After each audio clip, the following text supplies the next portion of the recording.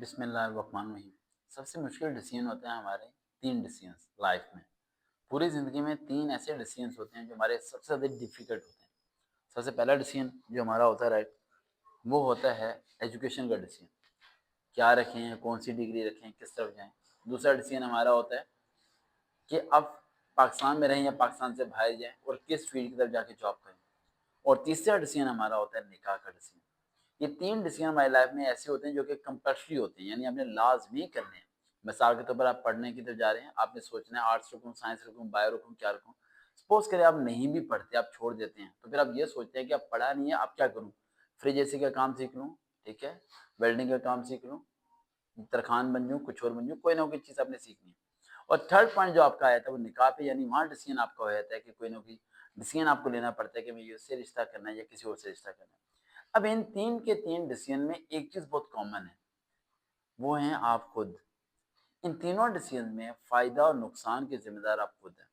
اور آپ ہمیشہ کہتے ہیں کہ قسمت میں یہ تھا اس لیے مل گیا مجھے۔ اب یہ ایک سوال کا جواب دیجیے گا، آپ کے اپنے گھر کے سامنے، آپ نے اپنے ٹیبل کے سامنے کھانا رکھ لینا ہے اور آپ نے کھانا کھانا نہیں ہے، اور آپ نے سوچنا ہے کہ قسمت میں ہوگا تو کھانا میرے پیٹ میں چلا جائے گا۔ آپ نے پورا دن بیٹھے رہنا ہے، میں دیکھتا ہوں کہ کیسے وہ کھانا اڑ کے آپ کے پیٹ میں جائے گا۔ Do you think that it's happen? نہیں ہو پائے گا۔ اب آپ کہیں گے سر جی یہ جو کہتے ہیں لوگ کہ اللہ کی طرف سے سب چیز ہو جاتی ہیں، آپ کو لگتا ہے کہ اللہ آپ کی ڈیسیژنس غلط کرنے میں انٹرسٹیڈ ہے؟ آپ کو لگتا ہے کہ اللہ آپ کو نقصان بچانا چاہتا ہے؟ اللہ اس لیول کا ہے کہ اسے اس بات کا فرق نہیں پڑتا کہ آپ کیا کرتے ہیں۔ بھلا اسے آپ کی زندگی میں کیا انٹرسٹ کہ آپ کو نقصان پہنچا دے، آپ کو تباہی کر دے؟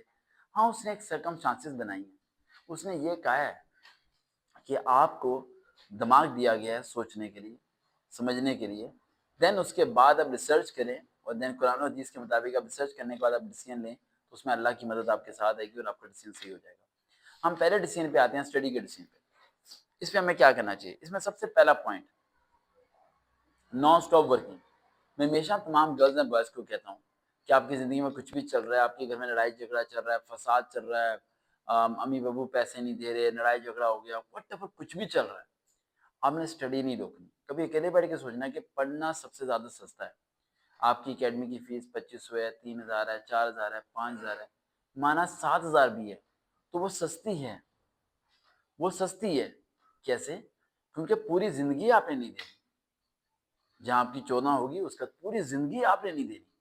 ایک چیز آپ نے پوری زندگی دینی ہے۔ مثال کے طور پر آپ نہیں پڑھ پاتے، آپ کی مزدوری پہ لگتے ہیں، آپ 12 گھنٹے کام کر رہے ہیں، آپ پوری زندگی 12 گھنٹے کام کریں گے، مریں گے 12 گھنٹے کام کرتے کرتے۔ لیکن اگر آپ پڑھ رہے ہیں تو 12 گھنٹے ایک دن 10 گھنٹے بنیں گے، 10 گھنٹے 8 گھنٹے بنیں گے، 8 6 اور 6 4 گھنٹے بنیں گے۔ اور وہی تعلیم کے ساتھ ساتھ آپ کی ہفتے دار کی چھٹی بھی آنی شروع ہو جائے گی۔ وقت کے ساتھ ساتھ بدلے گا جب آپ نان اسٹاپ ورکنگ کریں گے۔ لائف میں آرٹس رکھو، سائنس رکھو، کچھ بھی رکھو، لیکن اسٹڈی کو روکنا نہیں ہے، اس بات کو دل و دماغ میں بسا لو۔ اور اسٹڈی پہ پیسہ کھلا استعمال کیا کرو۔ آپ لوگ بڑے کنجوسی کرتے ہو اس کام میں نے آبزرو کیا کافی لوگوں کے بارے میں۔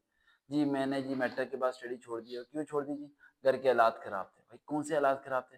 جو تم گندم کا آٹا لے کے کھا رہے تھے، جو ہفتے میں ایک باری تم نے بریانی بنائی تھی، اب تمہارے گھر خالہ پھپھو آئی تھی مہمان، 1000 روپیہ تم نے خرچ کر دیے تھے، وہ 1000 تم جوڑ جوڑ کے کچھ کر نہیں سکتے تھے کیا؟ عید پہ تم جوڑے لیتے ہو، چپل لیتے ہو، چھوڑ دو نا لینا۔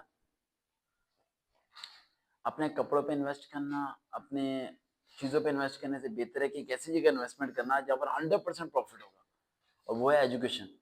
یہاں انویسٹ کرنا سیکھو، لازمی انویسٹ کرو۔ سیکنڈ پوائنٹ آتا ہے جاب کون سی کریں۔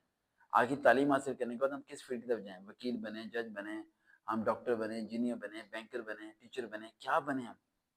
یہ اس سوال کا جواب ملتا ہے 2 چیزوں سے، ایک ہے ہوس اور ایک ہے سیٹسفیکشن۔ ہوس یہ ہے کہ یہ وہ کام کرنا ہے جہاں پیسہ زیادہ ہے، ٹھیک ہے، اور سیٹسفیکشن یہ ہے کہ جہاں پیسہ کم ہے لیکن مطمئن ہے اپنے آپ سے۔ آج ایک اسٹوڈنٹ سے میری ملاقات ہوئی، آمنہ، صبح آ رہی ہے واپس، تو مجھے کہتی ہے کہ میں نے بلا لی اسے دوبارہ، ٹھیک ہے، میں نے کہا چلو کوئی رستہ نہیں ہے اس کو، کہتی ہے ایک جگہ میں چلے گی پڑھانے کے لیے، تو کہہ رہی سر ان لوگوں نے اتنا دھویا ایک دن میں کہ میں بتا نہیں سکتی آپ کو، ٹھیک ہے، اور اس کے علاوہ وہ مجھے کہتے ہیں کہ آپ کو سیلری بھی اگلے مہینے کی 15 تاریخ کو ملے گی، اور اس کے علاوہ وہ کہتے ہیں کہ آدھی تنخواہ ہم رکھ لیں گے، اس کے علاوہ وہ کہتے ہیں ہم اسکوٹی کاٹیں گے، فلانا کریں گے، چھٹی بھی دوپہر 3 بجے ہوگی، آنا بھی صبح 6 بجے 6:30 7 بجے ہوگا. تو کیا ہو گیا؟ اب مینٹلی ڈسٹرب ہونا شروع ہو گیا. اب سیٹسفیکشن کہاں پر ہے؟ سیلری کم ہے لیکن مطمئن ہے، پریشر کوئی نہیں ہے، ٹینشن فری ہو کے بیٹھتے ہیں. تو وہ بہتر ہے یا وہ زیادہ سیلری والی بہتر ہے؟ کم سیلری والی بہتر ہے. ہمیشہ اسٹیپ بائی اسٹیپ چلنا سیکھا کرو. اس لیے جو بھی آپ کو جاب ملتی ہے اسٹارٹنگ میں، جب تک آپ کو کام نہیں آتا اور آپ قابل نہیں ہوتے اور آپ پڑھے لکھے ایجوکیٹڈ 14 پاس نہیں بنتے، جب تک میں کہتا ہوں کہ کوئی آپ کو پیسے نہ بھی دے، صرف بیٹھنے کی جگہ دے رہا ہے آپ کو، آپ جاؤ، آپ لازمی جاؤ. کیونکہ آپ یہ سوچو کہ وہ آپ کو سکھا رہا ہے.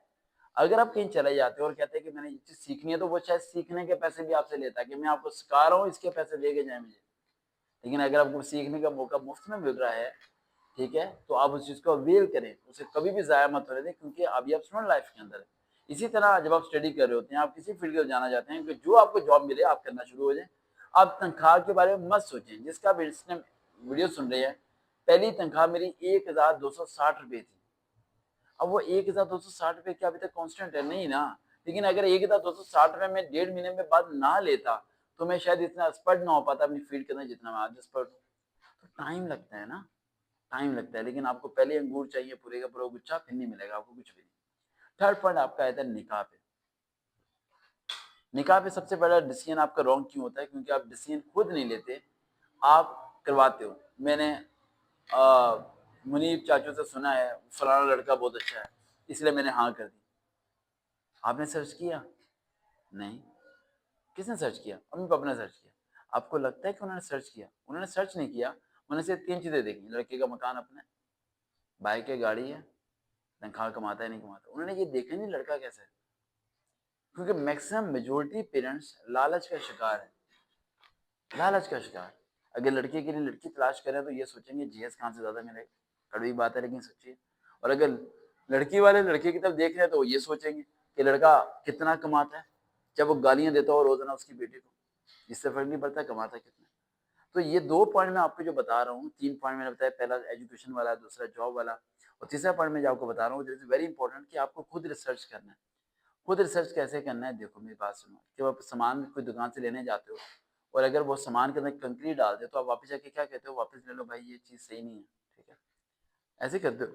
اسی طرح جب کسی شخص کو آپ نے زندگی میں لے کے آنا ہے، اس کے محلے سے ویریفائی کرو، اس کے دوستوں سے ویریفائی کرو. جہاں تک ویریفیکیشن کر سکتے ہو کرو. لیکن آپ لوگ کیا بولتے ہو؟ اللہ نے جو بھی کیا ہوگا بہتر کیا ہوگا، میری قسمت میں جو ہے وہ مجھے مل جائے گا. ایسا نہیں ہوتا بھائی، یہ مذاق نہیں ہے. اللہ بھی اوپر دیکھ کے سوچ رہا ہوتا ہے کہ کیسے بندے ہیں یار. ہاتھ منہ دے دیا پھر بھی ہلاتے نہیں ہیں، دماغ دے دیا پھر بھی حرکت نہیں کرنا چاہتے. ریسرچ کرو، تحقیق کرو، اس کے بعد آپ کو پتہ چلے گا کہ کیا صحیح ہے اور کیا غلط ہے. اس کے بعد فیصلہ کرو. اور اکثر لوگ فائل نکالتے ہیں اور پتہ نہیں کچھ پڑھ کے رات کو سوتے ہیں، یا پانی کے اندر کاغذ ڈال کے دیکھتے ہیں کہ کاغذ ادھر چلا گیا. کچھ تو پھول توڑتے رہتے ہیں، یس نو یس نو. واٹ از دس یار؟ نکاح ہونا ہے کہ شوگر میلا نہیں ہے کہ دوبارہ ہو جائے گا. ایک باری ہو گیا، خراب ہو گیا، زندگی ڈسٹرب ہو جائے گی آپ کی. یہاں مینٹل ڈپریشن کے مریض بن جاؤ گے.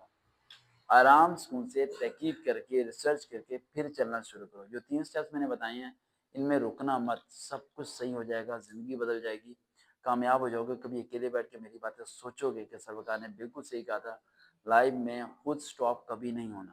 سٹاپ نام کے ورڈ آپ کی لائف میں نہیں ہونا چاہیے. دیکھتے رہے چینل سروکار ریئل موٹیویشن. دوبارہ ملاقات.